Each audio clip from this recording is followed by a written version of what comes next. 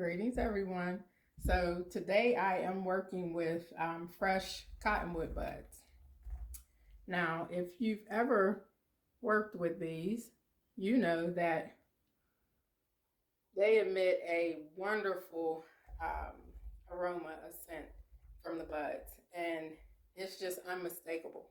Like you just know that it's cottonwood. So basically, the cottonwood tree, aka the populous tree or the popular tree, is a tree that has these branches. And I don't have very many branches, but here's a small one. And at the end, they have a bud. They have lots of buds. Now, in these buds, they contain resin. Can you see that? Can you see that?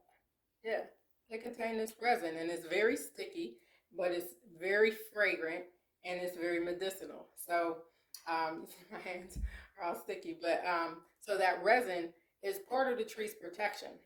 So it helps protect the tree from, infection. And I guess like with all plants, they have their protective mechanisms, and the resin is that for cottonwood. So you don't want to go hacking on the tree. You want to harvest as respectfully as possible the buds from fallen branches. So the branches get very brittle and they fall over. I think usually around like this time of year, between January and March, depending on where the plant is grown, you can actually get, the buds from falling branches. So it's very nostalgic for me right now because it's been some time since I've worked with the fresh buds.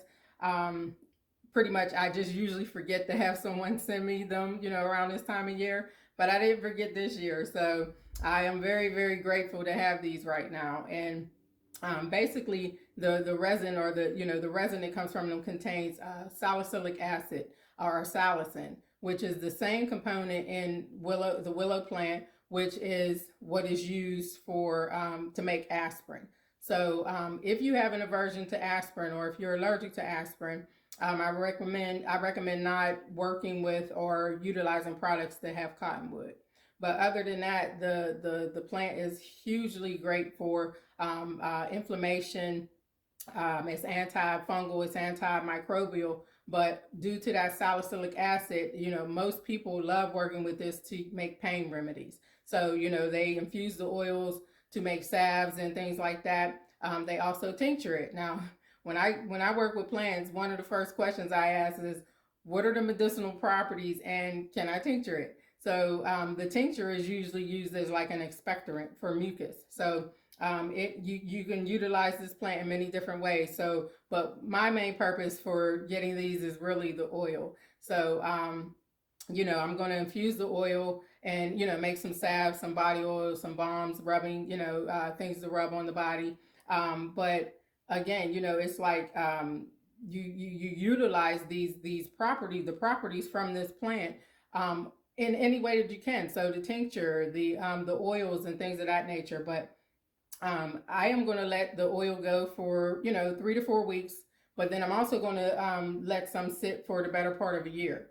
So the longer you allow the oils to infuse, the more potent the oils are to use for whatever products you want to utilize. So again, like I said, you be mindful about harvesting, because you don't want to harvest from plants that are still from branches that are still attached to the tree. But other than that, like I said, this is just such a beautiful plant to work with.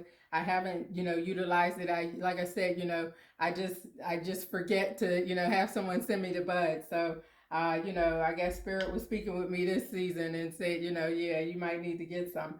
But it puts me in the mind, like when you do the oil puts me in the mind of fresh St. John's wort.